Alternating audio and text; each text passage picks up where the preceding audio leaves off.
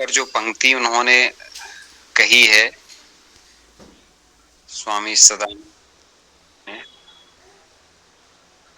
तो उस पंक्ति के पीछे बस इतना है कि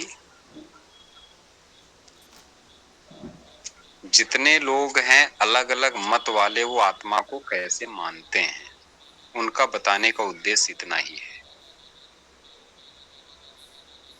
खंडन मंडन अलग की बात है, उन्होंने अपना तथ्य रख दिया कि हम क्या मानते हैं आत्मा को, और अन्य मत भी हैं, अन्य दार्शनिक दृष्टिकोण भी हैं, वो आत्मा को क्या मानते हैं, तो उसको यहाँ पे रखा गया है। अब बात आती है बौद्धस्तु अन्योन्तर आत्मा विज्ञानमय इत्यादि श्रुतेः कर्तुर्भावे करणस्य सक्त्यभावादहं कर्ताहं भोक्तेद्यानुभवाच्च बुद्धिरामेति वदति। बौद्ध में योगाचार बौद्ध मत है, मैंने पहले कहा था योगाचार बौद्ध एक अलग से बौद्ध मत है।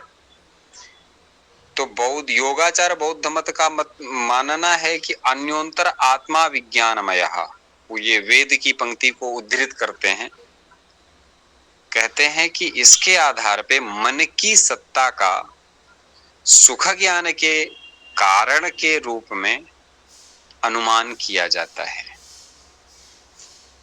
मन की सत्ता का हम अनुमान करते हैं किसके? सुख ज्ञान के कारण के रूप में। सुख का ज्ञान होता है तो उस सुख का ज्ञान, सुख के ज्ञान का कारण कौन है? तो कहते हैं मन है। क्योंकि मन की जब हम लोगों ने अवस्था पढ़ी है मन करता क्या है, तो कहते हैं प्रतिकूल वेदनीयम सुखम मनः अनुकूल वेदनीयम दुखम, प्रतिकूल वेदनीयम दुखम, अनुकूल वेदनीयम सुखम। जो मन के अनुकूल है वो सुख है, जो मन के प्रतिकूल है वो दुख है, जो मन के विरुद्ध है वो दुख है, जो मन के पक्ष में है, जो मन के अनुकूल है वो सुख है। हमारा सबका मन कहता है कि हमको कोई अपमानित ना करे, हमारी स्तुति करे, प्रशंसा करे, बड़ाई करे। प्रशंसा होती है, बड़ाई होती है तो अंदर से हमको सुख होता है, सबको सुख होता है। उसी जगह पर उपेक्षा हो, अपमान हो, तिरस्कार हो तो दुख होता है। आचार्य जी माफी चाहता हूँ, आपको मैं रोक रहा हूँ। मन अनुकूलम सुखम, मन और फिर मनः अनुकूल वेदनीयम सुखम, मनोनुकूल मनः प्रतिकूल वेदनीयम दुखम। ठीक है, धन्यवाद आचार्य। अनुकूल और प्रतिकूल, अनुकूलता के आधार पर सुख, प्रतिकूलता के आधार पर दुख, ये दोनों का कारण मन है। इसीलिए गीता जी में भगवान श्री कृष्ण भी कहते हैं मन एव मनुष्याणाम कारणम बंध मोक्षयोः। मनुष्य के बंधन और मोक्ष दोनों का कारण मन ही है, मन ही सब करवाता है। ये पंक्ति तो गीता जी की नहीं है, ये शब्द ये नहीं है, कई बार ये है ही नहीं पंक्ति गीता जी में। ये वेद का या उपनिषद का होगा जी, ऐसा है। हाँ, हाँ, ये गीता के किसी भी श्लोक में नहीं है। अच्छा, तो हम भी उद्धृत कर देते हैं। हाँ, उपनिषद की पंक्ति है ये। हाँ, उपनिषद की पंक्ति है। उपनिषद की है ये, वे गीता की नहीं है, उपनिषद की है। सही बात है। और ये ब्रह्म बिंदु उपनिषद है, तो वहां कहा गया है कि मन एव मनुष्याणाम कारणम बंध मोक्षयोः बंधाय विषयासक्तम मुक्त्यै निर्विषयम स्मृतम। तो कहते हैं कि मन में ही सभी बंधन और मोक्ष का, मन ही सभी बंधनों का और मोक्ष का कारण है। और विषय में आसक्त मन बंधन का, और इच्छित संकल्प जो हम संकल्प चाहते हैं, इच्छित संकल्प के अनुपयोगी मन ही मोक्ष का कारण बनना बताया जाता है। तो कुल मिला के यही भाव है, मन एवं मनुष्याणाम कारणम बंध मोक्षयोः, ब्रह्म बिंदु उपनिषद का ये वाक्य है। ये जो मन है यही बंधन और मोक्ष का कारण है। ठीक, तो हम बात कर रहे थे यहाँ उपनिषद की, ये बौद्ध धर्म की।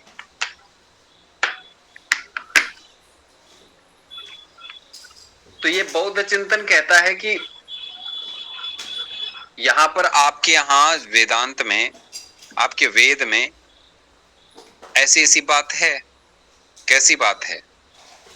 कहते हैं कि वहां पर मन के माध्यम से हम किसी विषय को समझने की कोशिश करते हैं और मन ही वहां पर समझाने में सबसे बड़ा सक्षम होता है। तो कहे ठीक बात है, ये तो बात सही है। तो कहते हैं जब जैसे ऐसे हुआ कि मन की सत्ता का, मन है तभी मन की सत्ता है, तो मन की सत्ता का सुख ज्ञान के कारण, उसका सुख ज्ञान रूपी जो कारण है, उस कारण के रूप में अनुमान किया जाता है। तो उससे क्या होता है, सभी जगहों पर कर्ता और करण में भेद सिद्ध हो जाता है। कर्ता अलग हो जाता है, करण अलग हो जाता है। तो कर्ता के बिना करण में शक्ति नहीं देखी जाती। तो इस आधार पे मैं करता हूं, मैं भोगता हूं, इस रूप में करण से भिन्न कर्ता और भोक्ता के अनुभव से बुद्धि आत्मा है, ये सिद्ध करने की कोशिश यहाँ पे की जा रही है। बुद्धि को, मन को आत्मा के तौर पे प्रस्तुत किया जा रहा है। अन्योन्तर विज्ञानमय के आधार पे ये कहते हैं कि ये जो बुद्धि और मन है यही आत्मा है, योगाचार बौद्ध मत के अनुसार। अब मन में बात आती है, भाई आप तो कह दिए कि ऐसी ऐसी बात है, लेकिन थोड़ा योगाचार को समझ तो लें, क्या है प्रकरण, क्या है मामला, क्या है। बौद्ध धर्म में योगाचार को ही हम विज्ञानवाद कहते हैं और ये महायान बौद्ध की परंपरा का सबसे प्रमुख शाखा मानी जाती है। महायान, हीनयान और वज्रयान 3 परंपराएं हैं बौद्ध में।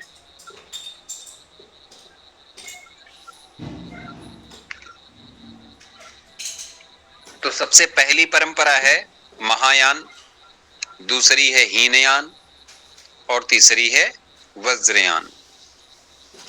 तो ये महायान की परंपरा का योगाचार है। योगाचार को ही हम विज्ञानवाद कहते हैं।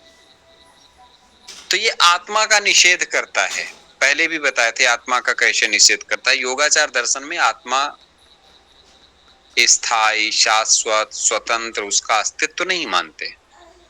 इसी दर्शन को हम अनात्मवादी कहते हैं। योगाचार दर्शन को हम अनात्मवादी कहते हैं। माना जाता है कि कोई स्थायी आत्मा नहीं है, केवल चेतना के प्रवाह हैं और कुछ नहीं है। आलय विज्ञान शब्द एक प्रयोग होता है योगाचार में, एक विशेष सिद्धांत जिसको हम कहते हैं आलय विज्ञान। इसी को कहते हैं आधारभूत चेतना। कुछ लोग इसको आत्मा के निकट मानते हैं, लेकिन बौद्ध विचार में इसको अनित्य और परिवर्तनशील माना जाता है, आलय विज्ञान को। कुछ लोग इसको आत्मा के सन्निकट, नजदीक ऐसा मान लेते हैं, लेकिन बौद्ध दर्शन इसको अनित्य मानता है, इसकी नित्यता को स्वीकार नहीं करता। नित्य हमारे यहाँ वेदांत में आत्मा ही है। अनित्य का मतलब उसका वजूद नहीं, खत्म हो जाएगा। ना सतो विद्यते भावो, ना भावो विद्यते सतः। जो असत है उसका भाव नहीं होता, जो भाव, जिसका भाव होता है वो, माने जो असत है उसका भाव नहीं होता, जो सत है उसका अभाव नहीं होता। तो यहां यही बात कही जा रही है कि ये जो विषय आलय विज्ञान है वो अनित्य है, परिवर्तनशील है। तो ये आत्मा का विकल्प नहीं है, केवल कर्मों के बीज का भंडार है एक तरीके से। तो हकीकत में इसको समझना हो तो कहेंगे कि योगाचार यही कहता है कि जो कुछ भी हम अनुभव करते हैं वो केवल विज्ञान है, चेतना है। जो कुछ भी हम अनुभव करते हैं, जो भी कुछ हम महसूस करते हैं, वो सब चेतना है। सर्वम विज्ञान मात्रम। तो इन्होंने बाहरी वस्तुओं का वजूद भी स्वतंत्र वस्तु अस्तित्व नकार दिया है, मना कर दिया है। बाह्य वस्तुएं जितनी भी होती हैं उनका सबका स्वतंत्र अस्तित्व नकार दिया और वास्तविकता की अवधारणा को इन्होंने प्रस्तुत किया है। सर्वम विज्ञानमयम, विज्ञान मात्रम। वेदांत में हमारे यहाँ आत्मा का कॉन्सेप्ट हम लोग पढ़ ही चुके हैं। आत्मा शुद्ध है, चैतन्य है, अविनाशी है, नित्य है, अपरिवर्तनशील है, ब्रह्म है, परम तत्व है, अहम ब्रह्मास्मि तत्त्वमसि। ऐसे महावाक्यों से इसकी पुष्टि की जाती है।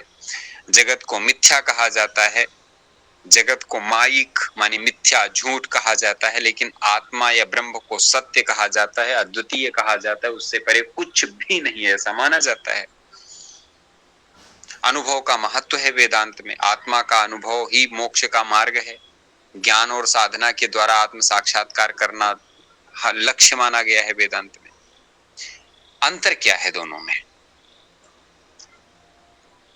योगाचार बौद्ध आत्मा के अस्तित्व को नकारता है, नहीं मानता, और अद्वैत वेदांत एक्सेप्ट करता है। आत्मा बराबर ब्रह्म, ऐसा वो मान के चलते हैं। चेतना की प्रकृति, चेतना की प्रकृति कैसी है? बौद्ध कहता है क्षणिक है, प्रवाहात्मक है। प्रवाहात्मक का मतलब क्या होता है? नदी में पानी बह रहा है, तो जो पानी अभी गुजरा वही पानी दोबारा नहीं गुजरेगा, दूसरा पानी गुजरेगा। ऐसे ही क्रमशः जैसे नदी में पानी परिवर्तित होता रहता है, क्षण क्षण दूसरा जल आता है, उसी ये क्षण क्षण दूसरा जल आना, तो यह कहते क्षणिक, प्रवाहात्मक। प्रवाहात्मक है। उदाहरण के लिए हम लोग देखते हैं कि दीपक जलता है। दीपक में तेल आता है, तो जो तेल जला दूसरा आ रहा, तीसरा, माने क्रमशः तेल आता जाता है। जो चला गया वो दोबारा नहीं आता है उसमें। इसी को हम प्रवाहात्मकता कहते हैं।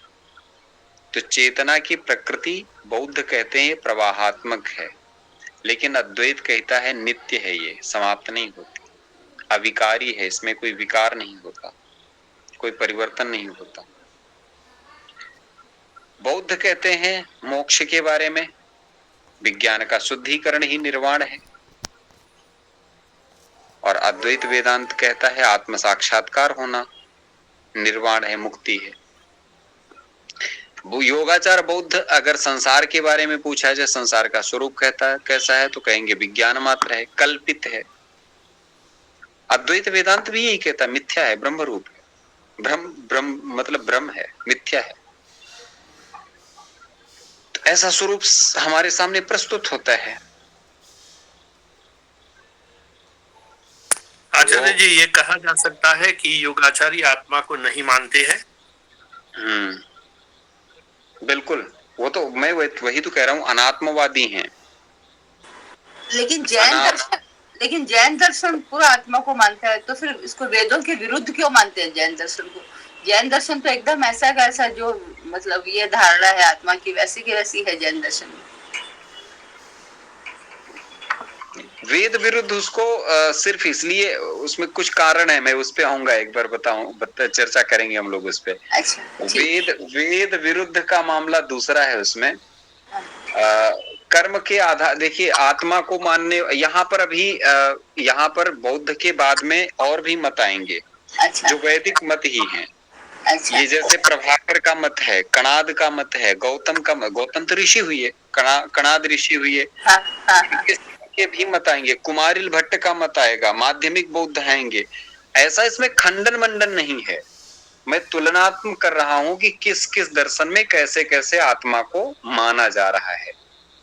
कौन दर्शन आत्मा को मानता है, नहीं मानता है, अगर कोई मानता भी है तो कैसे मानता है, वो हम लोग देख रहे हैं। तो वो हम लोग समझ, वेदांत में तो पढ़ ही लिया आत्मा कैसी है।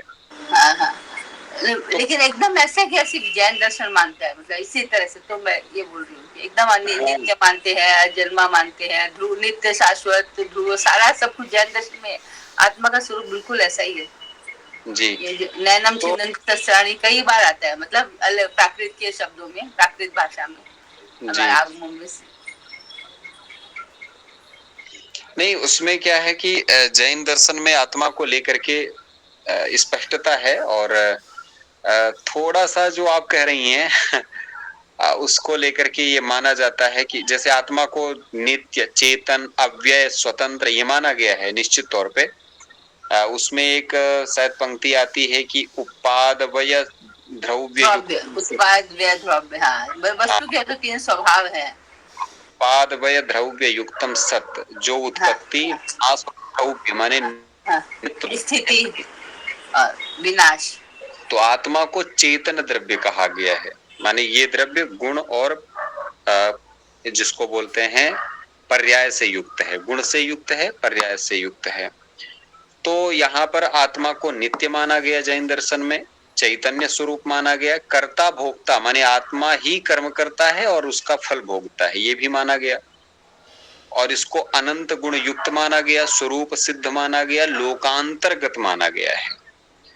तो आत्मा और कर्म बंधन का कॉन्सेप्ट मतलब एक वैदिक दर्शन के आधार पे मिलता जुलता, दोनों का सेम आता है। जैसे तत्वार्थ सूत्र में कहा जाता है ज्ञाता दृष्टाचा, माने आत्मा के विषय में कहा जा रहा है आत्मा जानने और देखने वाला है। समय सार में कुंद कुंदाचार्य जी महाराज स्पष्ट कहते हैं शुद्धम चैतन्य लिन्नम पवित्रम। मतलब आत्मा का स्वभाव खाली जानना देखना है, ज्ञाता दृष्टा है, मतलब ज्ञाता और दृष्टा है। शुद्ध चेतना ही आत्मा है, वो शक्ति और ज्ञान का सबसे बड़ा कारण है, स्रोत है, ऐसा माने स्वीकार किया, एक्सेप्ट किया है। लेकिन इसमें क्या है, वेदांत के स्वरूप को हम जैन के आधार पे धरातल पे चेक करेंगे, देखेंगे हम लोग लेकिन अभी हमारा आत्मा का स्वरूप कौन कौन दर्शन कैसे कैसे मान रहे हैं वो आता है। अब यहाँ पर आगे आते हैं बौद्ध के बाद में प्रभाकर मत आता है। प्रभाकर गौतम कनाद, थोड़ा सा इसको हम क्लियर कर देते, प्रभाकर कौन है। प्रभाकर का मतलब हमारे यहाँ कुमारिल भट्ट और प्रभाकर, ये 2 बड़े नाम हैं। तो हमारे यहाँ जैसे अभी हम षड दर्शन है, षड दर्शन, उन षड दर्शनों में एक दर्शन है पूर्व मीमांसा, और इस पूर्व मीमांसा को ही हम क्या कहते हैं, मीमांसा शास्त्र कहते हैं या मीमांसा दर्शन कहते हैं। तो कुमारिल भट्ट और प्रभाकर ये 2 सबसे बड़े आचार्य हुए हैं इसके मीमांसा के। ये थोड़ा सा कर्मकांड प्रधान दर्शन है तो दर्शन, लेकिन इस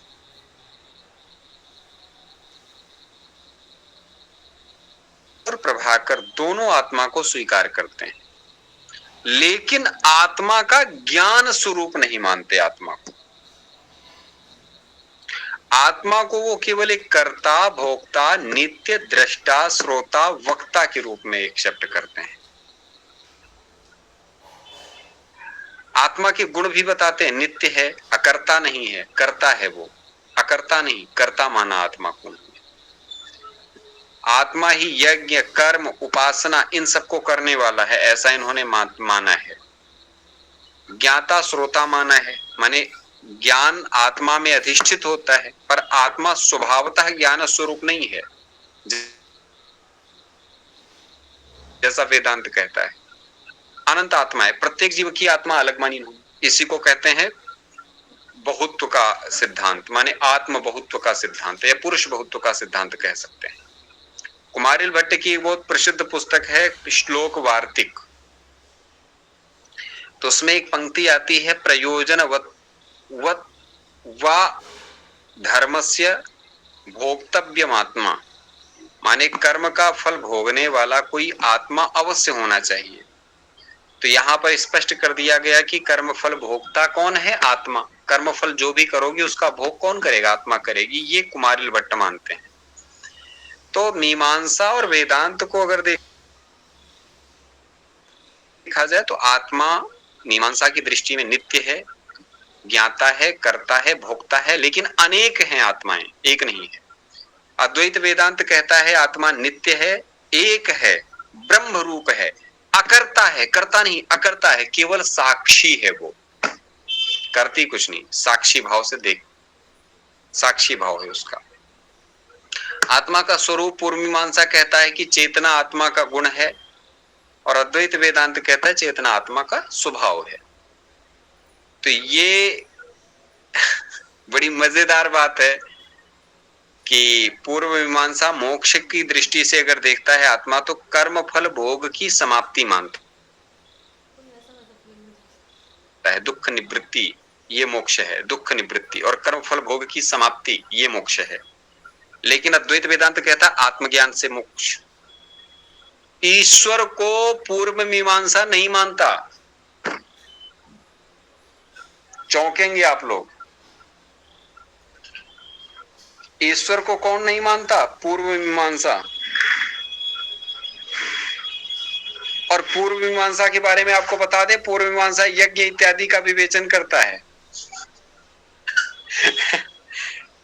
वो देवता तो मानता है, ठीक है। सांख्य भी तो ईश्वर को नहीं मानता है। हाँ, सांख्य भी ईश्वर को नहीं मानता है। इसको हम इसका कैसे हम इसको हम समझें आचार्य जी? ईश्वर को पूर्व मीमांसा नहीं मानता, फिर भी जो आपने कहा क्या कर्मकांड आदि। अच्छा, आप एक बात बताइए हमको बड़े आसानी तरीके से। मुंडन होता है, मुंडन। जी हाँ, 16 संस्कारों में से एक है मुंडन संस्कार। क्षौर कर्म संस्कार है। क्षौर कर्म में क्या गतिविधि होती है? बताइए, गतिविधि क्या है? पूजन होगा और बालक को स्नान कराया जाएगा, स्नान के बाद में मुंडन होगा, मुंडन के बाद में उसका फिर से स्नान होगा, पूजन होगा। ये प्रक्रिया है। कई जगह पे पूजन लास्ट में ही होता है मुंडन के बाद में। तो पूजन किसका होता है? देवता का। किस देवता का होगा? वरुण का, मित्र का, इंद्र का, ऐसे किसी देवता का पूजन होता है जो जिसका विहित पूजन है। अब फिर आते हैं, कई बार पूर्व मीमांसा में कर्मकांड को लेकर के विशिष्ट विवेचन होता है कि कौन सा यज्ञ कैसे करना है। तो उसमें कहते हैं कि स्वर्गादि कामो यजेत, यज्ञ करो, यज्ञ करना चाहिए। कौन करे यज्ञ? कहते स्वर्गादि कामो यजेत, स्वर्ग आदि की कामना रखने वाला यज्ञ करे। ठीक बात है, जिसके अंदर स्वर्ग की कामना है वो यज्ञ करे। तो यज्ञ किसके लिए की जा रही है? देवता के लिए होती है। वहां पर वेदों में बहुदेववाद है ना, बहुत देवता है ना। तो ये सृष्टि के कॉन्सेप्ट में ना, सृष्टि बनाने में ये ईश्वर को नहीं मानते हैं, ईश्वर को स्वीकार ही नहीं करते हैं। सृष्टि संरचना इनकी दूसरे हिसाब से हो रही है पूर्व मीमांसा में। जब हम पूर्व मीमांसा पर किसी दिन डिस्कशन करेंगे विस्तार से, अलग से ही इस पे सत्र रखा जाएगा तो क्लियर हो जाएगा। तो वो ईश्वर को ना मान करके बहुत देवताओं को मानते हैं, ठीक है।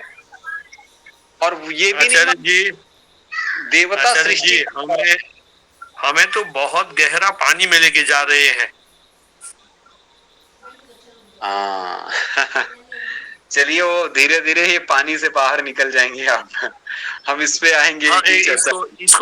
इसको एक बार फिर रिपीट कीजिए तो, स्वर्ग आदि कामो यजेत। ओके, धन्यवाद। स्वर्गादि कामो यजेत। हम अगर इसी में थोड़ा सा आज इसको पूर्व मीमांसा को बहुत ज्यादा नहीं लेते हैं, बहुत, लेकिन फिर भी पूर्व मीमांसा में जो आत्मा का स्वरूप है वो मैंने समझाने की कोशिश की। पूर्व मीमांसा का पहला सूत्र है अथातो धर्म जिज्ञासा, और वेदांत का पहला सूत्र है अथातो ब्रह्म जिज्ञासा।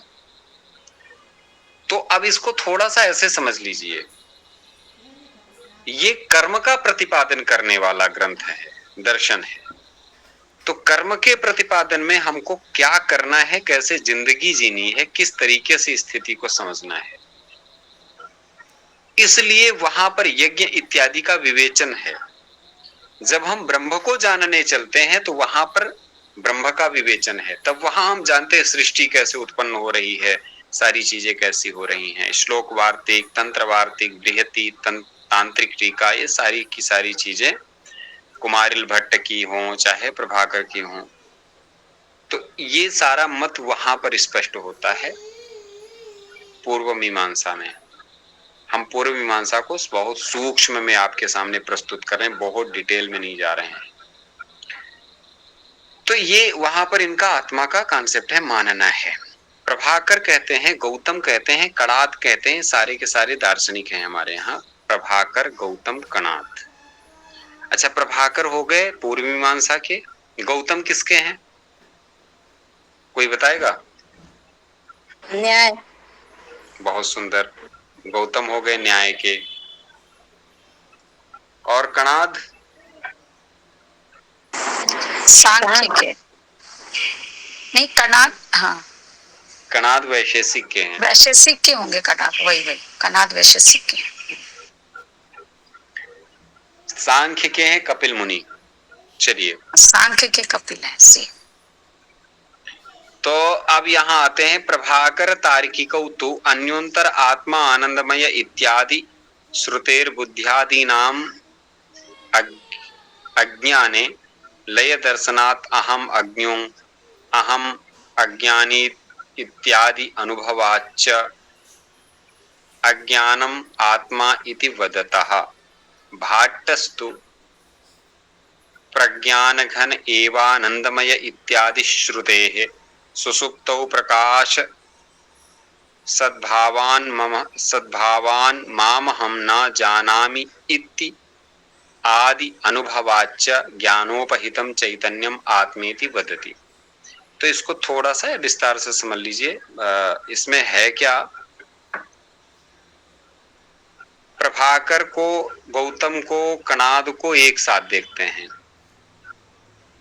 इस श्रुति का वाक्य आया अन्योन्तर आत्मा ज्ञान आनंदमय, ये श्रुति की पंक्ति है, माने वेदों की पंक्ति है। कहते हैं सुसुप्ति काल में बुद्धि, सुख, दुख, इच्छा, द्वेष, प्रयत्न और अदृष्टों के ज्ञान से भिन्न, इसलिए अज्ञान, किंतु ज्ञान के आश्रय आत्मा में लय होना, इन युक्तियों से मैं अज्ञानी हूं, मैं ज्ञानी हूं, इन अनुभवों से अहम पद का वाच्य ज्ञान से अन्य अर्थात अज्ञान ही आत्मा है। ये अज्ञान को आत्मा सिद्ध करने की कोशिश यहाँ पर की जा रही है। कैसे? कहा जा रहा है कि जब सुसुप्ति काल आता है, सुसुप्ति काल, तो सुसुप्ति काल में बुद्धि, सुख, दुख, इच्छा, द्वेष, प्रयत्न सब कहां पर समाहित हो जाते हैं? आत्मा में लय हो जाते हैं। किंतु ज्ञान जो आश्रय, उसका ज्ञान का आश्रय है आत्मा, उसमें लय हो जाता है। तो इस तरीके से कह रहे हैं कि मैं अज्ञानी हूं, मैं ज्ञानी हूं। इन अनुभवों से एक चीज स्पष्ट होती है कि अहम पद जो है, ये अहम पद, अहम पद का वाच्य ज्ञान है। इस ज्ञान से अन्य अज्ञान है, तो उस अज्ञान को यहाँ आत्मा घोषित करने की कोशिश की जा रही है। अज्ञान आत्मा है, ऐसा बताया जा रहा है। प्रभाकर और तार्किकों ने आत्मा को आनंद रूप माना है, प्रभाकर मत ने और तार्किक ने, और ना तो ज्ञान रूप ही इसको कह रहे हैं, किंतु सुख का आश्रय मान रहे हैं इसको। ठीक है, कुमारिल भट्ट भी कहते हैं कि कुमारिल भट्ट कहते हैं कि मैं सुख से सो रहा था, उस समय कुछ नहीं पता चला। ये अनुभव जागृत अवस्था में होता है। जैसे हम सो जाते हैं तो जैसे जगे, तो हम सो रहे थे तो इसका अनुभव, ये हम सो रहे थे, हमको कुछ पता नहीं चला, बड़ा आनंद आया, बड़ी अच्छी नींद आई, ये जागने पे पता चलता है। इसलिए सुसुप्ति काल के सुख का जो अनुभव करने वाला है वो आत्मा है, वो आत्मा बोधात्मक है, आत्मा बोध कराने वाली है। तो ये बोधांश प्रकाशक है, ऐसा बोध का अंश करने वाला प्रकाशक, ऐसा यहाँ पे इसको माना गया है। तो यहाँ पर जी आपने अभी ये प्रभाकर और तार्किक के बारे में कुछ कहा, उसको रिपीट कर लीजिए तो हम नोट करते जा रहे हैं। ठीक है। मैंने जो अभी आप लोगों को बताया ना प्रभाकर का मत और इनका सबका, वो फिर से मैं वही हिंदी में जो अभी बताया था शुरुआत में, मैं पंक्तियों पे चला गया, उसको देख लीजिए। फिर से मैं बोल दे रहा हूं। आत्मा को इन्होंने कर्ता माना, भोक्ता माना, नित्य माना, दृष्टा माना, श्रोता माना, वक्ता माना। मैं अज्ञानी हूं, मैं ज्ञानी हूं, ये अनुभव कौन करता है? ये प्रभाकर के मत की आत्मा, भट्ट के मत की आत्मा, मानी कुमारिल भट्ट के मत की आत्मा, प्रभाकर के मत की आत्मा में ये माना जाता है कि इन दोनों के मत की जो आत्मा है वो कर्ता है, भोक्ता है, नित्य है, दृष्टा है, श्रोता है, वक्ता है। इस चीज को इतना मान लीजिए, बस इतना ही है इसका स्वरूप। धन्यवाद आचार्य जी। ठीक, अब आता है आगे का प्रकरण, पुत्रादीनाम आत्मत्व खंडनम। अब इनका सभी के सब विचारों का खंडन किया जाएगा यहाँ पे, माने वेदांत अपना पक्ष यहाँ पे रखेगा। तो वेदांत के अपने पक्ष को रखने के लिए थोड़ा सा हम कल बाद में देख लेते हैं इसको क्या होगा। माता जी जैन धर्म के बारे, जैन दर्शन के बारे में थोड़ा सा पूछी थी, चर्चा की थी। तो जैन दर्शन में आत्मा का जो स्वरूप बताया गया है वो हम लोगों ने सिखाई यहाँ पे।